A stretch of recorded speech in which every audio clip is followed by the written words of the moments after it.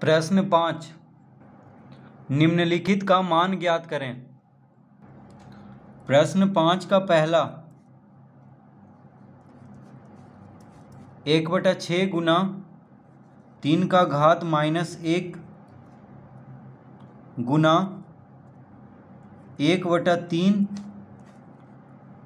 का घात -4 गुना 2/3 का घात 3 और पूरा पे घात है 2। तो ये है प्रश्न। 1/6 गुना 3 का घात -1 गुना 1/3 का घात -4 गुना 2/3 का घात 3 और पूरा पे घात है 2।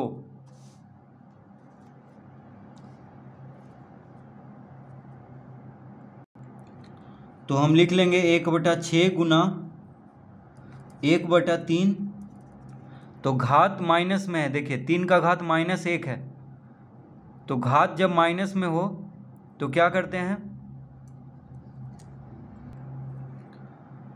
अंश को हर बना लेते हैं और हर को अंश। तो देखिए यहाँ पे कुछ नहीं है तो 3/1 है, बटा में क्या है 1 है, कुछ नहीं है तो 3/1 को क्या लिख लेंगे 1/3 और घात -1 है तो 1 घात लिखें या ना लिखें कोई फर्क नहीं पड़ रहा है। तो 3 का घात -1 क्या हो जाएगा 1/3 गुना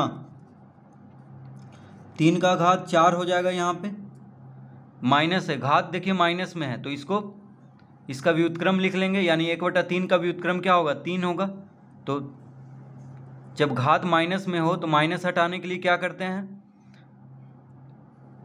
इसका व्युत्क्रम यानी व्युत्क्रम लिखते हैं। जैसे 1/3 है, 3 क्या है हर है तो इसको अंश बना लेंगे, 1 क्या है अंश है तो उसको हर बना लेंगे, यानी उल्टा। तो 1/3 हो जाएगा 3/1। तो बटा में 1 लिखें या ना लिखें कोई फर्क नहीं पड़ता है।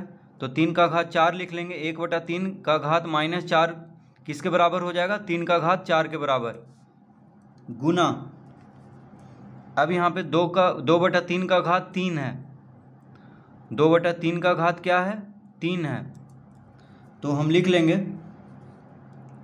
2/3 का घात 3 दूना 6। तो 2/3 का घात क्या हो जाएगा 6 हो जाएगा। देखिए घात पे घात रहने पे क्या होता है घात गुना हो जाता है, तो 3 और 2 गुना हो जाएगा, 3 दूना 6, इस तरह लिख लेंगे। अब यहाँ पे हम लिख लेंगे 1/6 गुना 1/3 गुना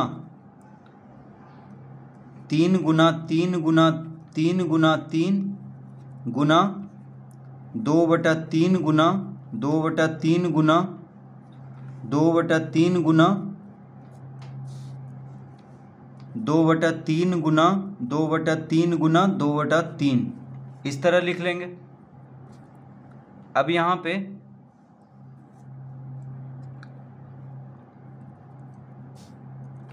तीन से 3 कट गया, ठीक है, 3 दूना 6 कट गया, 2 से 2 कट गया, 3 से 3, 3 से 3, तो कितना बचा है यहाँ पे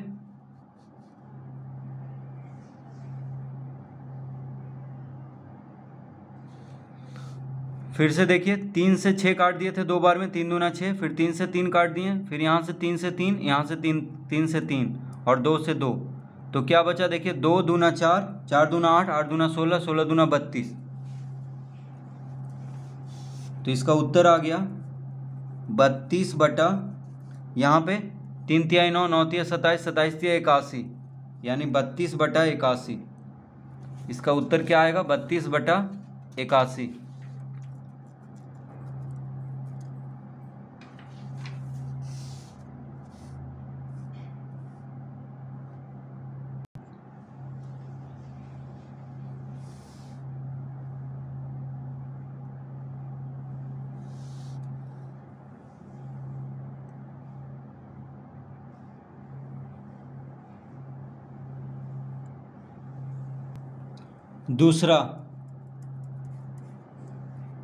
दूसरा प्रश्न है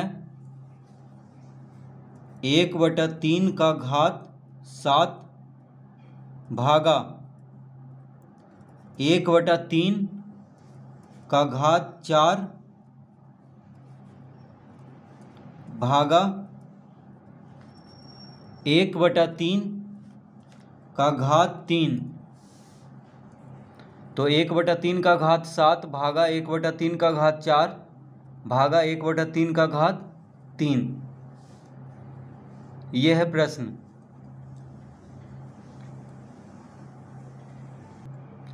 तो इसको हम लिख लेंगे 1/3 का घात 7 - 4 भागा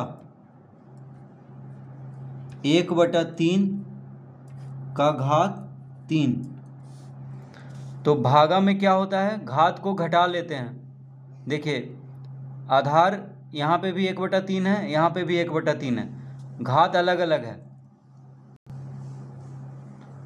तो घात अलग अलग है, आधार बराबर है, तो भागा है। भागा में क्या करते हैं, जब आधार बराबर हो तो घात को घटा लेते हैं, और गुना रहता है तो घात को जोड़ लेते हैं। ठीक है, घात को जोड़ लेते हैं गुना रहने पे, लेकिन भागा है तो घात को घटाएंगे। फिर यहाँ पे भागा का चिन्ह है तो भागा का चिन्ह देंगे, फिर 1/3 का घात 3। तो यहाँ पे क्या हो गया, 7 - 4 यानी 1/3 का घात हो गया 3 भागा 7 में से 4 घटाएंगे तो 3 आएगा, भागा 1/3 का घात 3। इस तरह लिख लेंगे। अब ये हो गया 1/3 का घात 3 - 3। देखिए यहाँ भी भागा है और आधार बराबर है 1/3 1/3, तो घात को घटाएंगे तो 1/3 का घात 3 - 3, तो हो गया 1/3 का घात 0। तो 1/3 का घात 3 - 3 का मतलब हो गया 1/3 का घात 0। तो किसी भी संख्या पे जब घात 0 हो तो बस 1 लिख लेते हैं उसका मान। किसी भी संख्या पे घात 0 होने पे क्या लिख लेते हैं, 1। तो इसका उत्तर आ गया 1।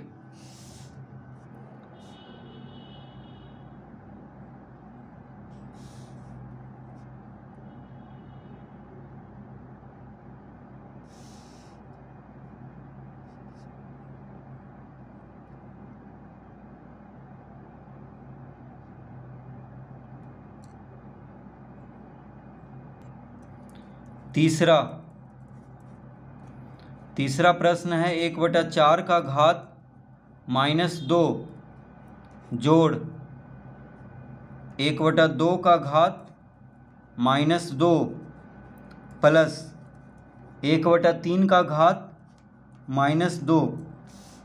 यह है प्रश्न। 1/4 का घात -2 प्लस 1/2 का घात -2 प्लस 1/3 का घात -2। अब यहाँ पे हम लिख लेंगे 4 का घात 2 प्लस 2 का घात 2 प्लस 3 का घात 2। इस तरह लिख लेंगे। क्यों लिखेंगे, क्योंकि घात माइनस में है। तो जब घात माइनस में होता है तो माइनस हटाने के लिए क्या करते हैं, व्युत्क्रम लिख लेते हैं। जैसे 1/4 का व्युत्क्रम हो जाएगा 4, तो देखिए 4 का घात 2 हो जाएगा, माइनस हट गया। उसी तरह 1/2 का व्युत्क्रम 2 हो जाएगा, 2 का घात 2 लिख लेंगे, माइनस हट गया यहाँ पे घात में से। उसी तरह 1/3 का व्युत्क्रम 3 हो जाएगा और घात 2 देंगे, तो जो हर में है वो अंश में हो जाएगा। जैसे 4 हर है, 4 अंश हो जाएगा, और 1 अंश है तो 1 को हर में लिखें या ना लिखें कोई फ़र्क नहीं पड़ रहा है, तो इस तरह लिख लेंगे। 4 का घात 2 क्या होगा, 4 चौक 16, 4 का वर्ग 2 का वर्ग 4, 2 दूना 4, 3 का वर्ग 3 तिहाई 9। अब इसको जोड़ देंगे, 16 4 20, 20 9 29, तो इसका उत्तर आ गया 29। तो इस तरह से इस प्रश्न को हल करेंगे।